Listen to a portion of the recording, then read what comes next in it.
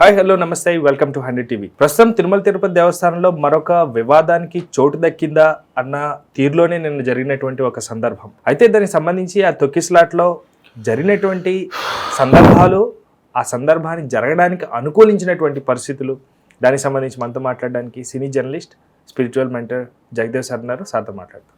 నమస్తే అండి. నమస్తే అమ్మా. సో తిరుమల తిరుపతి దేవస్థానం ప్రపంచ ప్రసిద్ధి చెందింది, చెప్పుకోవడానికి చాలా గొప్పగా చెప్పుకుంటాం. కానీ ఎలా తయారైందంటే లాస్ట్కి టికెట్స్ ఇవ్వడానికి కూడా ప్రత్యేక సిబ్బంది లేదు అంటూ కూడా ఒక వికృత ఏమంటారు వార్తల్లాగా వినిపిస్తున్నాయి. అది వాస్తవమా కాదా, లేకపోతే పిచ్చి భక్తి పేరుతో భక్తులు వెళ్తుంటే అక్కడ తగిన సిబ్బంది పెట్టకపోవడం నిజంగా టీటీడీ తప్పిదమే అవుతుందా? తగిన సిబ్బంది TTD, civil police, vigilance, TTD EO గారు, టీటీడీ కొత్త చైర్మన్ గారు, ప్రభుత్వం, అంటే ఇవన్నీ వరుసగా ఎందుకు చెప్పానంటే ఎక్కడో ఏదో దుర్ఘటనకి, ఏదో జరిగిన సంఘటనకి మొత్తానికే ఆపాదించేసేలాగా, మొత్తానికే ప్రభుత్వం తప్పు, టీటీడీ అధికారుల తప్పు, విజిలెన్స్ వాళ్ళ తప్పు, సివిల్ సర్వెంట్స్ అదే పోలీసులు తప్పు అన్నట్టుగా రకరకాలుగా ఎవరికి నచ్చిన ధోరణిలో వాళ్ళు మీరు అన్నట్టు వికృత వార్తలు రాస్తున్నారు. ఒక విధంగా చెప్పాలంటే ఇప్పుడు అక్కడ రేపటి నుంచి జరగబోయే వైకుంఠ ఏకాదశికి స్వామివారిని ఉత్తర ద్వార దర్శనం ద్వారా దర్శించుకోవడం మనకి ఎప్పటి నుంచి వస్తున్న ఆనవాయితీ. భక్తులు తండోపతండాలుగా వెళ్ళి దర్శించుకోవడం, ఆ ఒక్కరోజు ముక్కోటి ఏకాదశి కాబట్టి ఒక్కరోజుకి మరీ అంతమంది కోరిక నెరవేరదు కాబట్టి సరే ఆ ఏకాదశి తిథి అయిపోయినా కూడా దాని ప్రభావం కొంతవరకు ఉండేలాగా, ఎలాగా దైవ సన్నిధి ఆ బృందావనంలో స్వామిని చూసేటప్పుడు ఖచ్చితంగా స్వామి సాక్షాత్తు నిలవేను ప్రదేశం కాబట్టి మరొక 10 రోజులకి పొడిగించేలాగా అదే ఉత్తర ద్వార దర్శనం ద్వారా చేసేలాగా 10 నుంచి 19 వరకు టికెట్లు ఇష్యూ చేసే ఒక కార్యక్రమం టీటీడీ తీసుకుంది. ఆన్లైన్లో కూడా పెట్టింది లాస్ట్ టైం, ఇప్పుడు మ్యాక్సిమం సేల్ అయిపోయి. ఇప్పుడు ఆఫ్లైన్లో తీసుకునే వాళ్ళకి తిరుపతి పరిసర ప్రాంతాల వాళ్ళు రావడం, వెళ్ళడం, అక్కడ దాన్ని ఏమంటారు దర్శించుకోవడం, వాళ్ళందరికీ ఎలవేలుపుగా ఉండడం సహజం. అయితే కొంతమంది ఎలాగైనా అరే ఆ టైంలో చూడాలరా, ఆ టైంలో స్వామిని దర్శించుకోవాలరా అంటే లాస్ట్ ఇయర్ నుంచి డేట్ కొంచెం పోస్ట్ పోన్ అవుతూ వస్తుంది, కానీ డేట్ మీన్స్ తిథి ఏకాదశి పోస్ట్ పోన్ అవుతుంది. కానీ అంతకుముందు Mukkoti Ekadashi maximum December ending లేదా జనవరి 1 1-2 తేదీలో ఎక్కువగా పడేది. సో అలాంటి అప్పుడు ఇంకా న్యూ ఇయర్ ఫీలింగ్స్ కొంతమందికి, ఈ న్యూ ఇయర్ శుభారంభం స్వామిని దర్శించుకుంటారు. సో మొత్తం మీద చాలా మందికి సంక్రాంతి ముందు స్వామిని దర్శించుకోవాలనో, లేదా సంక్రాంతి సెలవులు ఇస్తున్నారు కాబట్టి కొంతమందికి సంక్రాంతి లేకపోయినా, సంక్రాంతి ముఖ్యంగా ఉత్తరాంధ్ర, గోదావరి జిల్లాలు, కోస్తాంధ్ర వాళ్ళు ఎక్కువగా జరుపుకుంటారు. మరి రాయలసీమ వాళ్ళు ఈ స్థాయిలో జరుపుకుంటారో లేదో విషయం నాకు తెలియదు.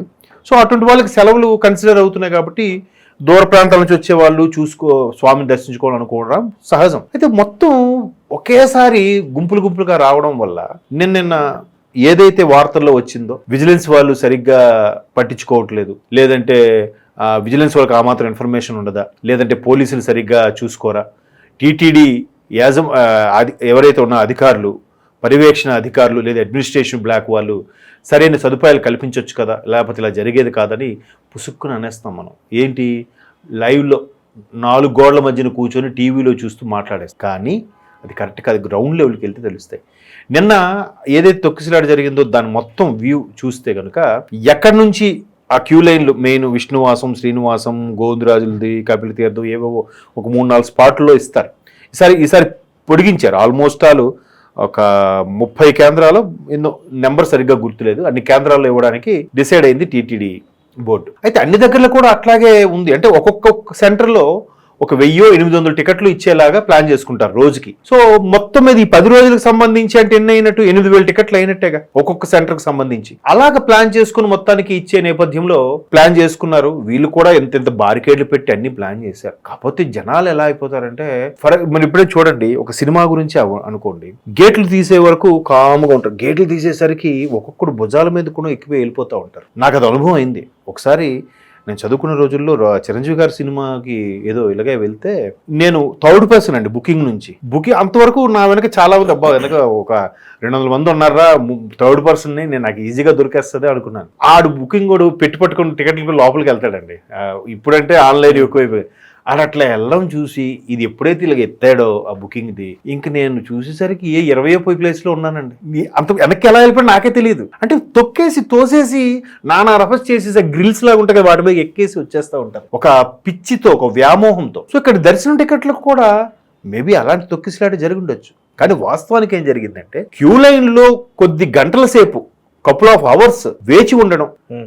ఇప్పుడు కొండ మీద అనుకోండి, స్వామివారి దర్శనంకి కొన్నిసార్లు కొన్ని గంటలు పట్టినా కూడా ఆ క్యూ లైన్లో పాలు లేదంటే సాంబార్ అన్నము, ఉప్మా అవన్నీ ఇస్తూ ఉంటారు, ప్రసాదాలు, తీర్థ ప్రసాదాలు లాంటివి ఏవో ఇస్తుంటారు, టీ కాఫీలు ఇస్తూ ఉంటారు, నడిచిపోతూ ఉంటారు, లోపల వాష్రూమ్స్ అన్నీ ఉంటాయి. ఇక్కడ ఎలా ఉంటుంది బయటిది? ఎప్పుడో కానీ ఇట్లాంటి క్యూ లైన్లు ముక్కోటి ఏకాదశి తప్ప వేరే సందర్భాల్లో రావు, లేదా బ్రహ్మోత్సవాల టైంలో ఎప్పుడో వస్తాయి. సో దానికి సంబంధించి పెట్టినప్పుడు ఆన్ ది వేలో వెళ్ళినోడు మళ్ళీ వెనక్కి రాలేడు, వచ్చాడా మళ్ళీ క్యూ లైన్లో అక్కడికి వెళ్ళలేడు. సో అప్పుడు ఏం చేస్తాడు?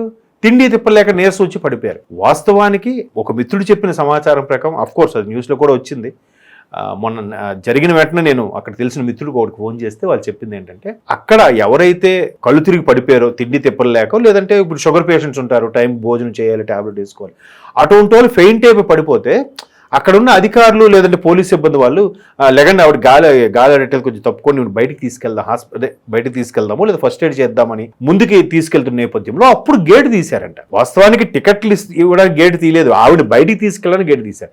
తీగానే జనాలు అంటే వాళ్ళంటే అదిగో పులిరంటే ఇదిగో తోక అనే రకాలుగా వెంటనే పొలోమని ఆ గేట్లు తీయగానే టికెట్లు ఇస్తున్నారని కొంచెం చెప్పి ఇంకా ఆవిడని కూడా బయటికి తీసుకురావాలనే పరిస్థితిలో అయిపోయి. సో అట్లాంటి పరిస్థితుల్లో ఆల్రెడీ అస్వస్థతకు గురయింది లేదా ఫెయింట్ అయిపోయిన అటువంటి ఆవిడికి అట్లా జరిగితే ఇంకేముంటుంది చెప్పండి. కానీ వాస్తవం అయితే జనాలకు తెలియకుండా మనం చూసినంత వరకు, విన్నంత వరకు, అంటే ప్రతిసారి మనం అనుకుంటాం ఏది ప్రసిద్ధి, ఏది ఫేమస్సో, ఎవరు ఫేమస్సో, ఎవరిని కదిపితే మనకు లైక్లు, షేర్లు లేకపోతే కమెంట్స్ పడతాయో అట్లాంటిదే కలుపుతారు. ఇప్పుడు ఆ పర్సన్ ఎవరో మనకు తెలియదు. టీటీడీ దేవస్థానం బాగా ఫేమస్, దేవస్థానం తప్పిదం, దేవస్థానంలో పోలీసులు ఇలా లాగుతున్నారు.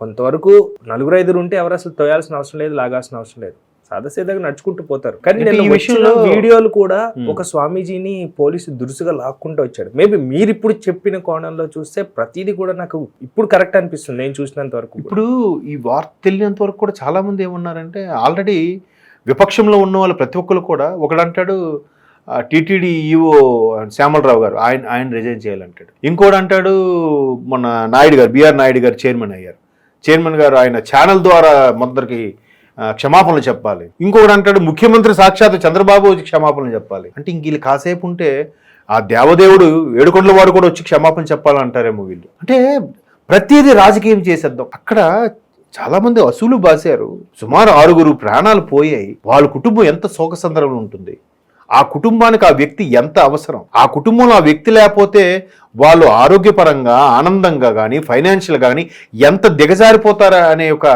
కాన్సెప్ట్ అనేది ఆలోచించకుండా వీళ్ళ రాజకీయం కోసం, వీళ్ళ స్వలాభం కోసం దాన్ని రాజకీయం చేసే ప్రయత్నం చేస్తారు. అది తప్పు. బట్ అల్టిమేట్గా నేను ఎప్పుడు చెప్పేది ఏంటంటే మారాల్సింది ప్రజలే. ఇప్పుడు రోడ్డు మీద ర్యాష్గా వెళ్తున్నాడు ఒకడు, ర్యాష్గా వెళ్ళినాడు ఒకడు మనలో ఒకటేగా, సాఫ్ట్గా వెళ్తుంటాడు. ఈ ర్యాష్గా వెళ్ళినాడు సాఫ్ట్గా వెళ్ళినాడు గుద్దుతాడు, అక్కడ తప్పు ఎవరిది? అందరూ ఏమంటారు సాఫ్ట్గా వెళ్ళేవాడిది. మరి అలాగే ఉంది. 100 స్పీడ్లో వెళ్ళినప్పుడు 100 స్పీడ్లో వెళ్తే ఎవరికి ప్రాబ్లం ఉండదు కదా, అటు స్లోగా వెళ్ళేటప్పుడు పక్కకు పోవాలి. జనారణ్యంలో మెయిన్ సిటీస్లో టౌన్స్లో వెళ్ళేటప్పుడు సాఫ్ట్గా వెళ్ళేటప్పుడు అందరూ సాఫ్ట్గా ఇడుగు పొరుగు ఉంటే అటు నుంచి ఇటు వెహికల్స్ వస్తుంటే పిల్లలు పెద్దవాళ్ళు రోడ్డు క్రాస్ చేస్తుంటారనే ఆలోచన లేకుండా, కామన్ సెన్స్ లేకుండా ముందుకు వెళ్ళిపోయేవాడిని ఆ ఎగ్జాంపుల్ అని చెప్తున్నాను. హైవే మీద మీరు అన్నట్టు ఓకే 100లోనే వెళ్ళాలి, అవసరం అయి ఉండొచ్చు కదంటే. ఇప్పుడు టికెట్స్ తీస్తున్నారు అన్న ఆ ఆశ ఉండబట్టే తోసుకుంటూ వచ్చారు. అవసరాన్ని మనం ఎట్లయినా లాగుతుంది కదా. ఇప్పుడు బాగా చెప్పారు మీరు. నేను అందుకే మారాల్సింది ప్రజలే. ఎందుకు అంటున్నానంటే ఎవరి వెర్షనాలు కరెక్ట్. ఇప్పుడు ఎవరైతే తోసుకు వెళ్ళారో వాడు ఒకవేళ వచ్చానుకో బా మొత్తానికి ఫస్ట్ వెళ్తే ఫస్ట్ టికెట్ మా నలుగురికి దొరికేశారా, రేపే దొరికారా, మంచి ఏకాదశి టైంలో దొరికారా, వీడేదో ప్రపంచ కప్పు సాధించేసినట్టు. అరే దీని మీద గరికపాటి లాంటి వాళ్ళు గొంతు చించుకుని 100 సార్లు చెప్పాడు ఆయన.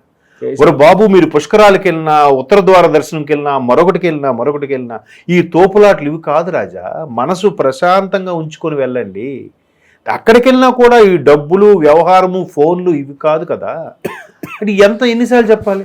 బట్ అది చెప్తున్నాను కదా, ధోరణి మారదు. నేనైతే ఏ టీటీడీ అధికారులని తప్పు పట్టను, ఏ రాజకీయ నాయకుల్ని తప్పుపట్టను, ఏ విజిలెన్స్ వాళ్ళని తప్పుపట్టను, పోలీసు వాళ్ళని అంతకన్నా తప్పుపట్టను. ఇక్కడ సాటి మనిషి కోసం ఇంకొక మనిషి ఆలోచించడం లేదు. కాబట్టి ఇలాంటివి జరుగుతూనే ఉంటాయి. మరి ఏం చేయలేదు దానికి.